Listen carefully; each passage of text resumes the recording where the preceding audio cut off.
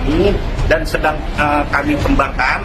Mudah-mudahan berawal dari penetapan tersangka MA ini dapat kami kembangkan kembali, dan siapapun nanti yang terlibat di sini pasti kami akan proses dan kami tegakkan.